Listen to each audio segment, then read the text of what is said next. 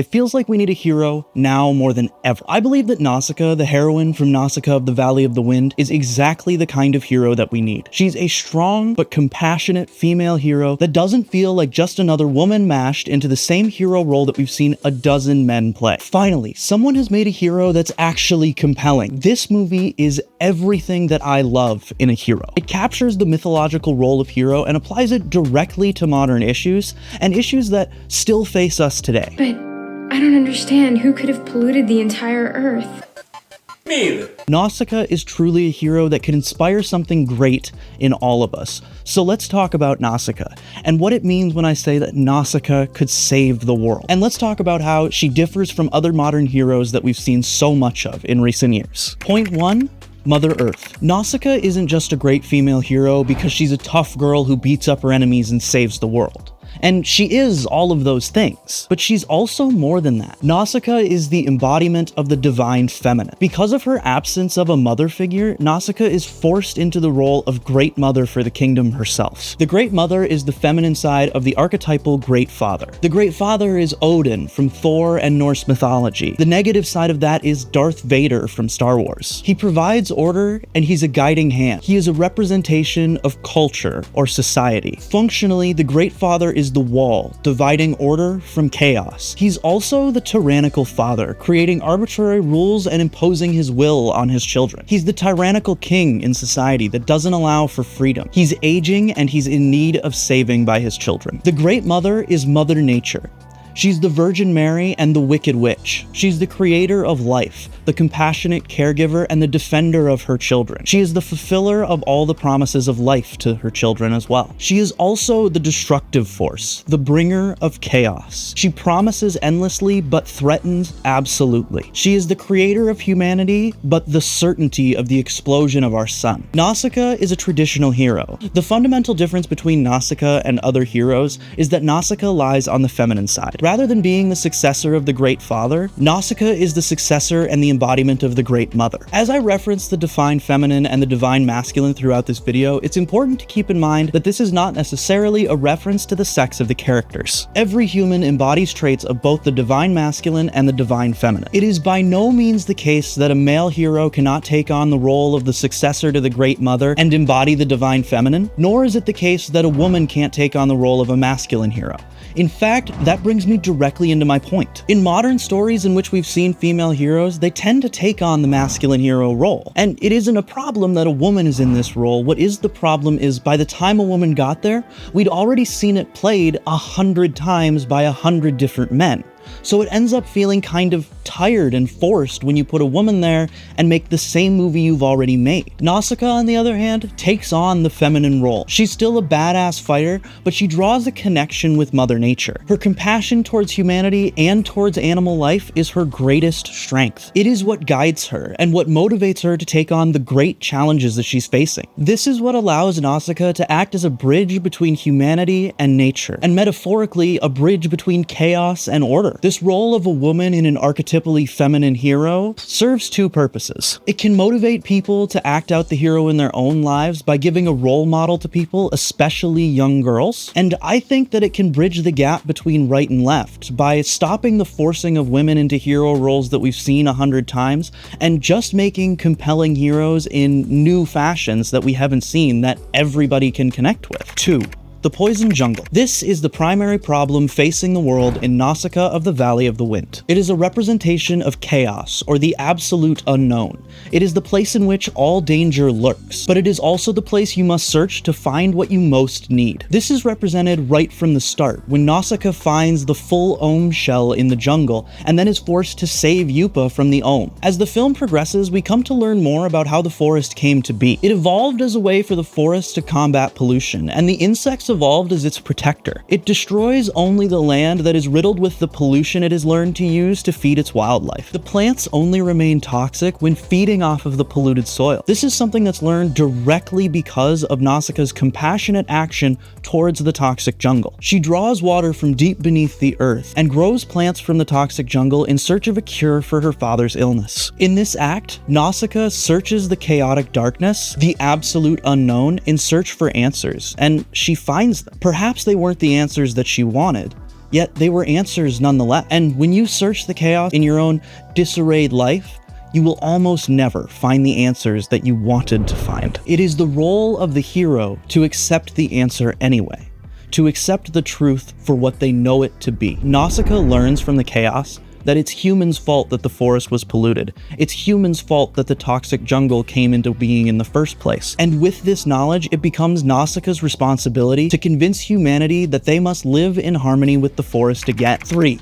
The Great Father. The father figure is overly represented in Nausicaa of the Valley of the Wind. The vast majority of the significant characters outside of Nausicaa are older men acting as Nausicaa's guide. Her father is the king, and Lord Yupa is her primary role model throughout the film. These characters have given Nausicaa the ability to fend for herself in every way imaginable. She can fight and she can forage. She is a determined explorer and a leader. The overrepresentation of father figures in Nausicaa's life leaves a clear gap of a mother figure and a queen for the kingdom. This forces Nausicaa to take on this role herself. Her kingdom is lacking a feminine guide, which in essence is the problem in the kingdom. So Nausicaa is forced to embody the divine feminine, and even though she's young and only a princess, she is kind of made to act as queen to the people of the Valley of the Wind. She is to show the people of the kingdom through her own actions what it means to embody the divine feminine, and she's to do this on her own without a mother figure to guide her. This gap provides the room that the film needs to progress Nausicaa's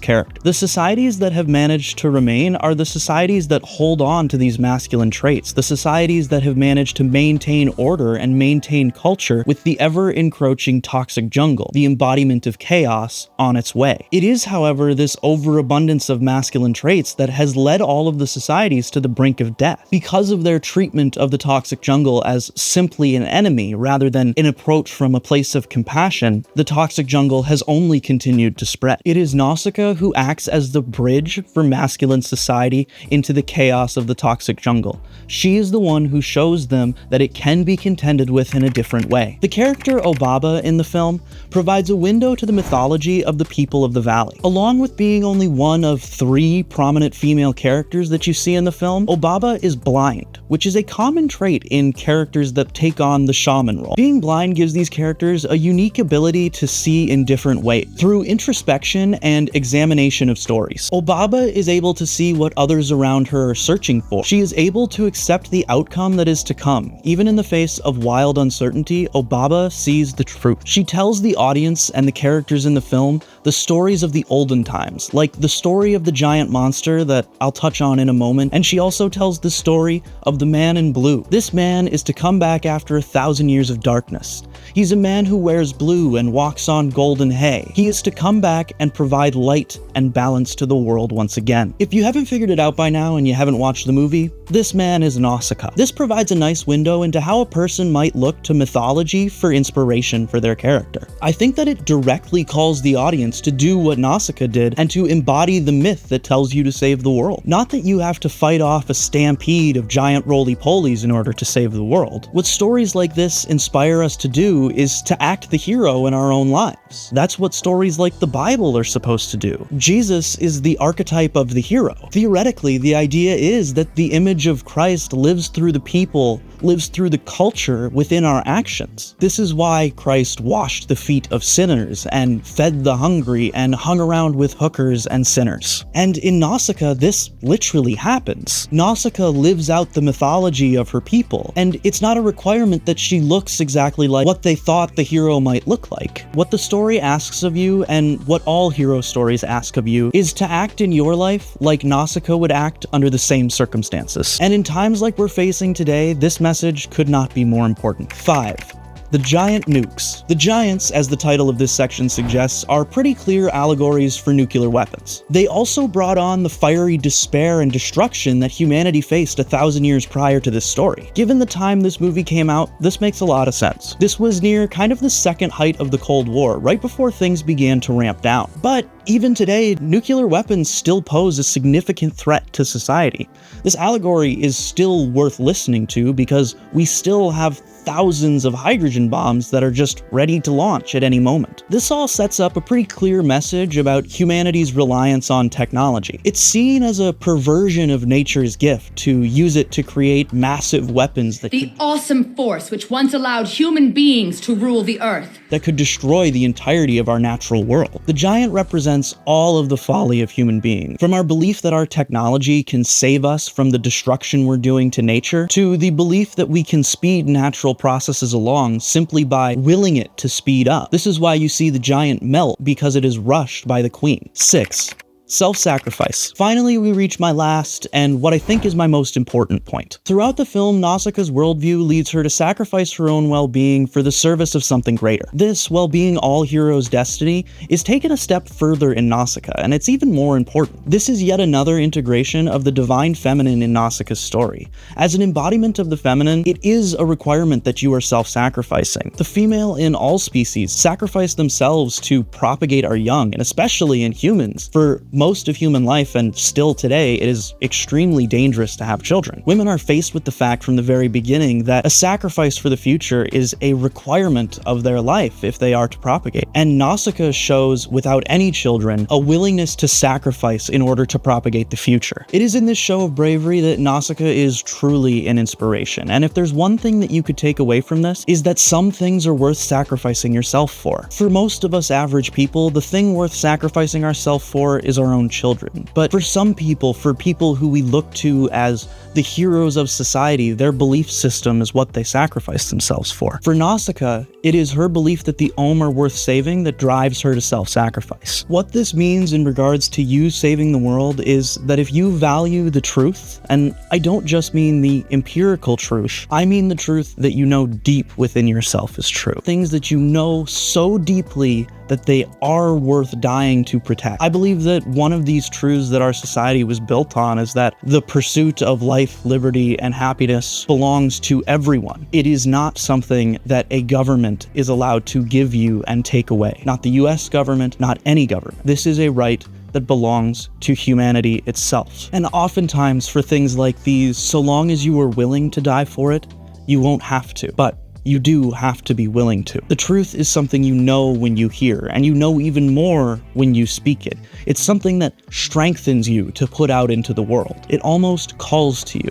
But the call is quiet. The ability to listen is something that must be honed, but if you attain such an ability, you may end up being someone like Nausicaa. In this act of finding truth, you can find something that's worth standing in front of a shower of bullets to save. It's this idea that thousands have died for. It's this idea that's worth dying for. It is, however, easily manipulated. The truth is not easy to discern, and the task of discerning it only gets more difficult as life gets more complex. It is a years-long process to drop the things that you don't actually believe, and it takes even longer to build what is true from there. And then, along the way, you will inevitably find out that you've picked up some falsehoods in your path to the truth. You will become possessed by lies and half-truths, and the extent of the damage that that can do is untold if you're not careful. So what then do you do? Does the story give a compelling answer to that question? First, let me give Nausicaa a score,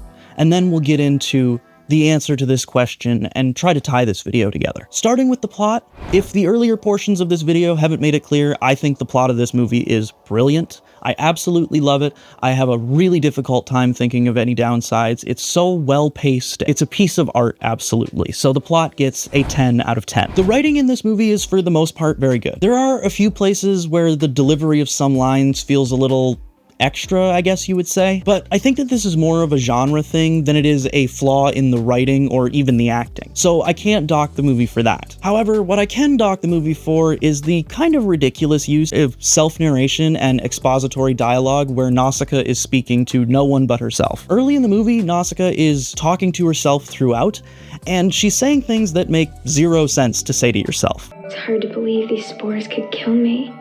5 minutes without a mask and I'd be dead. This is obviously used to fill the audience in on some things that they need to know about the world, but it's kind of poorly executed and it really doesn't feel natural. Still, the writing is definitely above average, so I'll give it a 6 out of 10. Nausicaa has several fantastic characters. It sets up plots not only for the heroes and the villagers to take on, but it also sets up small subplots for the villains that help define their motivation, like the Queen's henchman taking up power in the military, only to find out that once the Queen has come back, he has to go back to his subservient position. She's alive.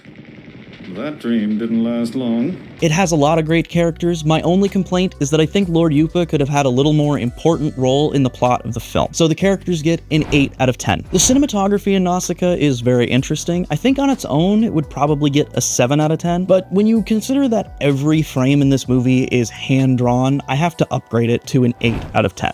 Lastly, the theme. Nausicaa has a lot of thematic potential within it, and I'm sure that somebody in the comments will come up with something that I really didn't even see when reviewing this movie. I think that the best theme lying beneath Nausicaa of the Valley of the Wind is the hubris of man. This movie looks deeply at what man's arrogant belief that they can overcome nature through technology and sheer willpower will get them, and the film's take is that they will get nothing good out of it. Honestly, I think most sensible people can agree. It is man's duty to come back to nature, to learn how to contend with nature and be one with it. If we try to overcome and dominate such a powerful force, it will fight back, and it will destroy us all. So I can't give Nausicaa lower than a 10 out of 10. Overall, Nausicaa receives a more than well-deserved 8.5 out of 10. And if I'm being honest, I was pretty tempted to upgrade it to a 9 out of 10. But I'll leave it as is and continue my search for the perfect 10 out of 10 film. So what about the truth? How are we supposed to know if we're possessed by lies or if we're acting for the truth? To me, the answer is simple. A truth worth fighting for is a truth worth dying for. When all the cards are left on the table, you need to have made yourself strong. And the way to make yourself strong is to know that the truth stands behind you. Any lapse in your courage, any belief that what you're putting on the line isn't worth it, means that you don't fully believe what you're fighting for. When Nausicaa sacrifices herself to save the baby Ohm, it is obvious that she believes fully that this is the right thing to do. There's nothing within her that weakens her. There's nothing within her that doesn't believe that. So look within yourself for the things that weaken you. Look in the chaos of your life for the answers. Look where you don't want to look to find what you need to find. And maybe if you're lucky, you might come across a truth that's worth dying for. Anyway, thank you for watching this video. Hit like and subscribe, and maybe check out a recent video. I just released one about Bo Burnham's Inside.